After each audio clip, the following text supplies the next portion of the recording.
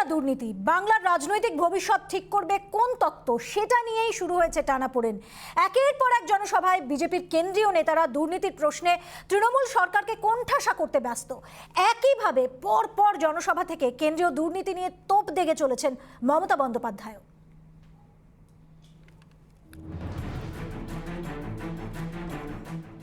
নীতি না দুর্নীতি, বাংলার রাজনৈতিক ভবিষ্যৎ ঠিক করবে কোন তত্ত্ব, সেটা নিয়েই শুরু হয়েছে টানাপোড়েন। একের পর এক জনসভায় বিজেপির কেন্দ্রীয় নেতারা দুর্নীতির প্রশ্নে তৃণমূল সরকারকে কোণঠাসা করতে ব্যস্ত। একইভাবে পরপর জনসভা থেকে কেন্দ্রীয় দুর্নীতি নিয়ে তোপ দেগে চলেছেন মমতা। বিজেপির হাতিয়ার সিন্ডিকেট, তোলাবাজি, কাটমানি। তৃণমূলের হাতিয়ার নোটবন্দি, মূল্যবৃদ্ধি। একে অপরের বিরুদ্ধে দুর্নীতি প্রশ্নে খড়গহস্ত যুদ্ধধান দুপক্ষ। এর অন্যথা হলো না বৃহস্পতিবারও। পুরুলিয়ার জনসভা থেকে দুর্নীতি প্রশ্নে মমতাকে তীব্র আক্রমণ করলেন মোদী। অন্যদিকে পশ্চিম মেদিনীপুরের 3টি জনসভা থেকেই বিজেপিকে নিশানা করলেন মমতা। তৃণমূলের খেলা শেষ করার হুঁশিয়ারি দিয়ে মোদীর মন্তব্য, কোনো খেলা নয়, বিজেপির লক্ষ্য রাজ্যে উন্নয়ন এবং বিকাশ। বিজেপিকে একেবারে মাঠের বাইরে বের করে দিন, বল আউট করে দিন, এমন ভাবে বল করবেন, বলটা দিয়ে বল আউট করে দেবেন। আর যদি ফুটবল খেলেন, বাড়ির ওপর দিয়ে বল চলে যাবে, তবু আমাদের গোল দিতে পারবে না, গোল আমরা ওদের দেবো। দিদি বলেন খেলা হবে, বিজেপি বলে চাকরি হবে।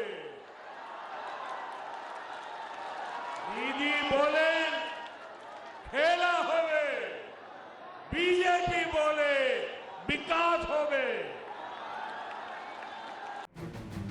উন্নয়নের ইস্যুকে দূরে ঠেলে একে অপরের বিরুদ্ধে দুর্নীতি ইস্যুকেই হাতিয়ার করে চলেছে তৃণমূল বিজেপি। 2016 বিধানসভা ভোটের আগেই প্রকাশ্যে এসেছিল নারদা স্টিং কেলেঙ্কারি। সেবারেই তৃণমূল সরকারের বিরুদ্ধে দুর্নীতি নিয়ে সুর চড়িয়েছিল বিজেপি, কিন্তু তাতে খুব একটা হালে পানি পায়নি গেরুয়া শিবির। একক সংখ্যাগরিষ্ঠতা নিয়ে রাজ্যে ক্ষমতায় ফিরেছিল তৃণমূল কংগ্রেস। রাজনৈতিক মহলের বক্তব্য, এবারের পরিস্থিতি অনেকটাই আলাদা। গত 5 বছর ধরে ধারাবাহিকভাবে মমতা সরকারের বিরুদ্ধে একাধিক দুর্নীতি ও কেলেঙ্কারি নিয়ে তোপ দেখে চলেছে বিজেপি। সারদা নারদার সঙ্গে যুক্ত হয়েছে কয়লা ও গরু পাচার। একইভাবে নোটবন্দি নিয়ে কেন্দ্রীয় সরকারের বিরুদ্ধে মুখ খুলেছেন মমতা। একটা মা বোনেদের অসম্মান করতে পারেন? আপনি আমার বাড়িতে ঢুকে গিয়ে একটা বাচ্চা মেয়ে 22-23 বছর বয়স, একটা বউ, ঘরের কন্যা, ঘরের বউ, তাকে কয়লা চোর বলছেন, আর কয়লা চোরদের নিয়ে নিজে করে তুলে বেড়াচ্ছেন। লজ্জা করে না? আজ আমাদের ঘরের মা বোনেরা কয়লা চোর, আর তোমার সারা গায়ে ময়লা লেগে আছে, সারা গায়ে ময়লা লেগে আছে। নোটবন্দির টাকা গেল কোথায়? নরেন্দ্র মোदी जवाब दो। हर भाजपा कार्यकर्ता को विश्वास दिलाता हूं, 2 मई को बीजेपी की सरकार बनने के बाद हर अत्याचारी पर कानून के मुताबिक कार्रवाई होगी। बीजेपी की सरकार में कानून का राज फिर से स्थापित किया जाएगा। क्रिमिनल, माफिया और भ्रष्टाचारी को कानून जेल के हवाले करके रहेगा। ভোটের আগে সরকারের উন্নয়নের খতিয়ান তুলে ধরাই রীতি, কিন্তু এবারে ভোটের ছবিটা সম্পূর্ণ উল্টে গিয়েছে। উন্নয়নের তত্ত্বে একাধিক প্রশ্ন ওঠাতেই দুর্নীতিকেই 2 প্রধান রাজনৈতিক দল হাতিয়ার করেছে বলে অভিমত রাজনৈতিক মহলের। বাংলার জনতা কি বলছে তা জানা যাবে 2রা May. Bureau report, Republic Bangla. Vote যত এগিয়ে আসছে ততই উত্তপ্ত হচ্ছে নন্দীগ্রাম। নন্দীগ্রামের 2 এলাকায় শুভেন্দু অধিকারীর জনসংযোগ কর্মসূচির আগে বিজেপি কর্মীদের ওপর হামলার ঘটনা ঘটল। কাঠগড়ায় সেই তৃণমূল। অভিযোগ অস্বীকার করেছে ঘাসফুল শিবির।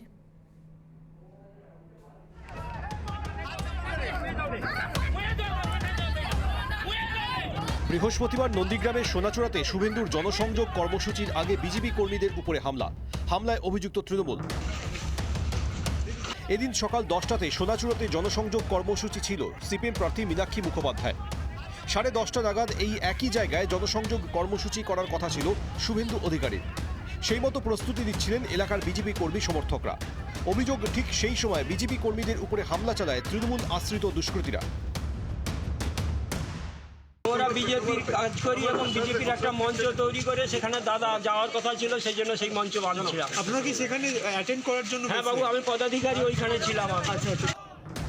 পাশাপাশি নন্দীগ্রামের কালীচরণপুরও বিজেপি কর্মীদের উপরে হামলার অভিযোগ উঠেছে। সেখানেও শুভেন্দুর কর্মসূচির জন্য মঞ্চ বাঁধার কাজ করছিলেন বিজেপি কর্মীরা। সেখানেও আচমকা তৃণমূল আশ্রিত দুষ্কৃতীরা হামলা চালায় বলে অভিযোগ। গোটা ঘটনায় বিজেপির 7-8 জন কর্মী জখম হন।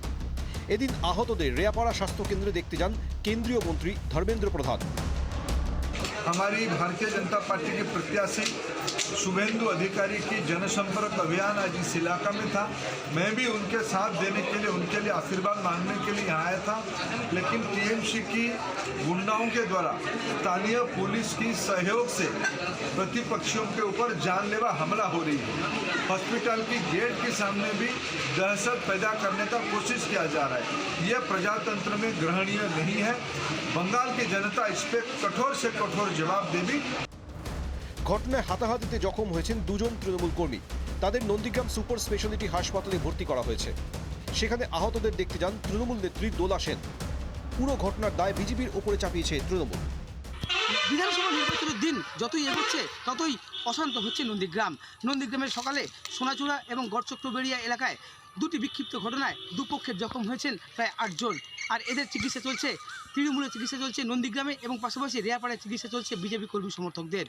ফলে এলাকাবাসীদের আতঙ্ক ক্রমশই বাড়ছে, কারণ যতই দিন এগোচ্ছে ততই অশান্ত হতে শুরু করছে নন্দীগ্রাম এলাকায়। অর্থাৎ নিরাপত্তার বিষয় বা পুলিশি নিষ্ক্রিয়তায় কিন্তু ধর্মেন্দ্র প্রধানের মুখ থেকে উঠেছে। পূর্ব মেদিনীপুরের সোনাচূড়া থেকে প্রসূন বন্দ্যোপাধ্যায়, রিপাবলিক বাংলা। চোট, আঘাত, সহানুভূতি, ফের 3 ফর্মুলাকে ভোট অস্ত্র বানালেন মমতা বন্দ্যোপাধ্যায়। বৃহস্পতিবার 3 জনসভায় বারবার নিজের পায়ের আঘাত নিয়ে বিজেপিকে তোপ দাগলেন তৃণমূল নেত্রী। পাশাপাশি ভোটের সময় বিজেপির বিরুদ্ধে ফের টাকা ছড়ানোর অভিযোগ তুললেন তৃণমূল নেত্রী।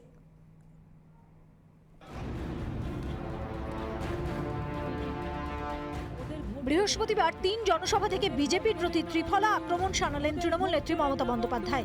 হুইল চেয়ারে বসে ফের নিজের পায়ের আঘাত নিয়ে সরব হলেন তৃণমূল নেত্রী। আপনারা জানেন আমার জীবনে এটা শুধু একটা আঘাত নয়, বারবার অনেক আঘাত আমি পেয়েছি। বলতে পারেন জিন্দা লাশের মতো আছি। রাজনৈতিক মহলের একাংশের মতে নন্দীগ্রামে আহত হওয়ার পর থেকেই হামলার বিষয়ে প্রচারে ঝড় তুলেছেন মমতা বন্দ্যোপাধ্যায়। লক্ষ্য এখানে একটাই, নিজেকে আক্রান্ত প্রমাণ করে সহানুভূতির ভোট। এদিনের জনসভায় ফের এনআরসি এনপিআর ইস্যু উস্কে দেন মমতা। গয়না শিল্পে কাজ করুক, মৃৎশিল্পে কাজ করুন, ভোটের দিন এসে ভোটটা দিতে বলবেন। কেন বলুন তো? তা না হলে আপনার ভোটার লিস্ট থেকে নাম কেটে দিয়ে বলবে তুমি বাদ। আসামে যেমন 14 লক্ষ মানুষকে ঘরছাড়া করে দিয়েছে, বাদ করে দিয়েছে, সেই রকম বিজেপি চেষ্টা করবে। আমি কিন্তু এনপিআর বাংলায় করতে দিইনি। এনআরসি ইস্যুর পাশাপাশি বিজেপি শাসিত উত্তরপ্রদেশে দলিতদের উপর নির্যাতনের অভিযোগে সরব হন তৃণমূল নেত্রী। হাতরাসে একটা মেয়ে, তাকে রেপ করলো, করার পরে মেয়েটা দৌড়চ্ছে, মেয়েটাকে আগুন দিয়ে জ্বালিয়ে দিল। এরপর ওর বাবা যখন বলতে গেল, ওর বাবাকেও খুন করে দিল। এদিনের কলাইকুণ্ডার জনসভায় রেল কর্মীদের উদ্দেশ্যে বিজেপিকে ভোট না দেওয়ার আবেদন রাখেন তৃণমূল সুপ্রিমো। আজকে রেলটাকে বিক্রি করে দেওয়া যদি দেওয়া হয়, তাহলে রেলের আমার কর্মচারীদের চাকরি কি বাঁচবে? বাঁচবে না। আমি রেল কর্মীদের কাছে আবেদন জানাবো, একটা ভোটও বিজেপিকে দেবেন না। আজকে ইন্ডিয়ান রেলওয়েকে বিক্রি করে দেওয়ার চক্রান্ত চলছে। 3 জনসভাতেই বিজেপির প্রতি আক্রমণাত্মক মেজাজে ছিলেন তৃণমূল নেত্রী। আর 3 জনসভাতে সবচেয়ে বেশি যে বিষয়ে মমতা জোর দেন তা হলো তার পায়ে আঘাত এবং চক্রান্তের তত্ত্ব। রাজনৈতিক মহলের একাংশের ধারণা, হুইল চেয়ারে বসে পায়ের চোট নিয়ে বারবার চক্রান্তের অভিযোগ তুলে মমতা বন্দ্যোপাধ্যায় আসলে সিম্প্যাথি ফ্যাক্টরে ভোট টানতে চাইছেন। মুখ্যমন্ত্রী তথা তৃণমূল সুপ্রিমো মমতা বন্দ্যোপাধ্যায় তিনি বলেছেন যে এভাবে তিনি ভাঙা পাই খেলে যাবেন এবং যখন তাকে ভোটে জিতিয়ে আনা হবে সেই সময় এই জঙ্গলমহলের মানুষের কাছেই এসে জোড়া পায়ে অর্থাৎ তিনি অক্ষত পায়ে এসে যখন তিনি সুস্থ হয়ে যাবেন তখন তিনি তাদের কাছে নিজের পায়ে এসে তাদেরকে সম্মান জানিয়ে যাবেন, অভিনন্দন জানিয়ে যাবেন। ক্যামেরায় বিশ্বরূপের সঙ্গে বিশাখা রুদ্র, রিপাবলিক বাংলা।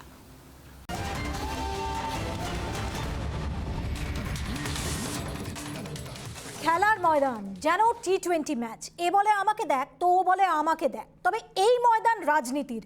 মোদি যখন খেলা শেষ করার হুঙ্কার দিচ্ছেন তখন স্ট্রেট ব্যাটে ছক্কা হাঁকানোর চেষ্টা করলেন বীরভূমের কেষ্টদা মানে অনুব্রত মণ্ডল। ভোট যত এগোচ্ছে রাজনীতির ময়দানে কেউ কাউকে 1 ইঞ্চি জমি ছাড়ছেন না, সবাই স্টেপ আউট করে খেলছেন। কেউ বাউন্ডারি তো কেউ ছক্কা হাঁকাচ্ছেন। মোদি যখন খেলা শেষ করার হুঙ্কার দিচ্ছেন তখন আবার ছক্কা হাঁকানোর চেষ্টা অনুব্রত মণ্ডলের। বড়জোড়ায় দলীয় প্রার্থীর সমর্থনে আবার বেফাঁস অনুব্রত।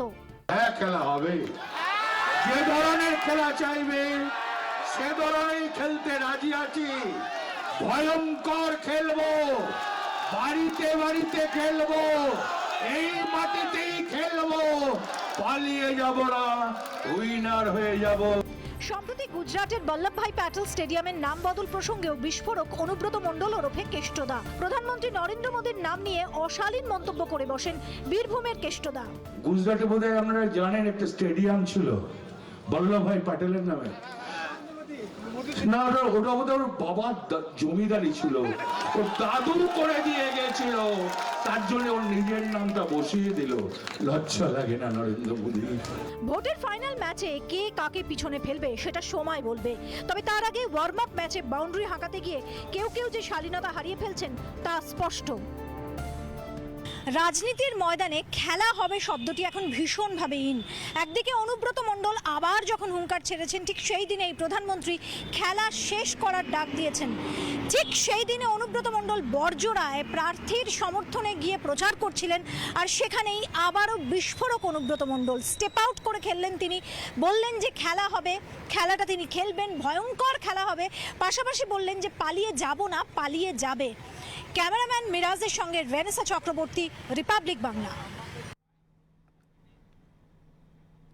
বাংলায় ভোট প্রচারে এখন স্টার ক্যাম্পেনারদের রমরমা। কেউ প্রার্থী হয়ে প্রচারে, কেউ প্রার্থীর হয়ে প্রচারে।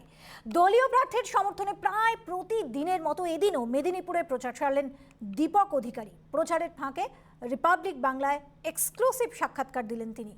কি বললেন দেব, আসুন আপনাদের শোনাই এবার।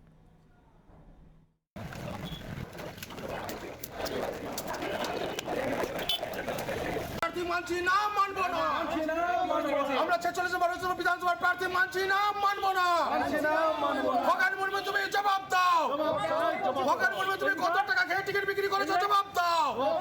উত্তর মালদার সাংসদ খগেন মুর্মু তুমি জবাব দাও, কত টাকা খেয়ে টিকিটটা বিক্রি করেছো। মানবো না। হরিশ্চন্দ্রপুরের বিজেপি প্রার্থীকে মানছি না, মানবো না। হরিশ্চন্দ্রপুরের বিজেপি প্রার্থীকে।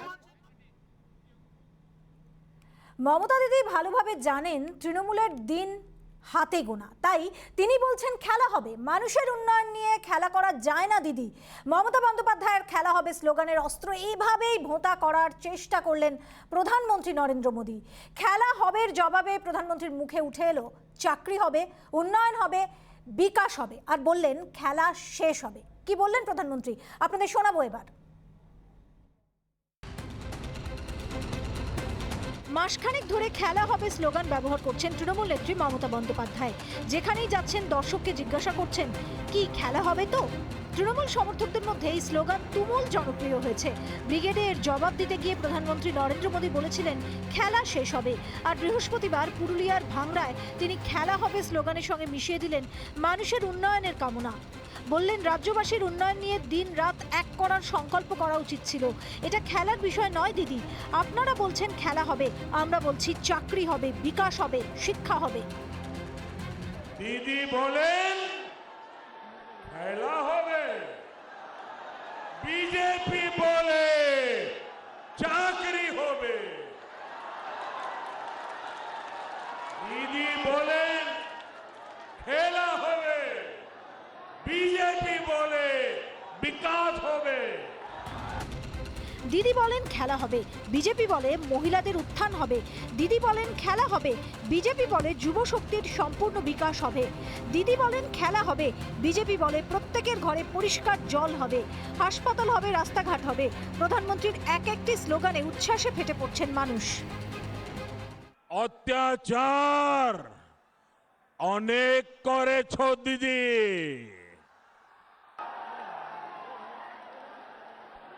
ভয় দেখানোই তোমার অস্ত্র। রুখে দাঁড়াবে এবার বাংলার মানুষ মা দুর্গার আশীর্বাদে, করবে তোমায় পরাস্ত। মোদী বুঝিয়ে দিয়েছেন খেলা হবে স্লোগানকে অন্যদিকে ঘুরিয়ে দিতে তার মতো পারদর্শী আর কেউ নেই। মমতাকে আক্রমণ করে তিনি বলেছেন বাংলার মানুষের উন্নয়নের থেকে দিদির বেশি খেলার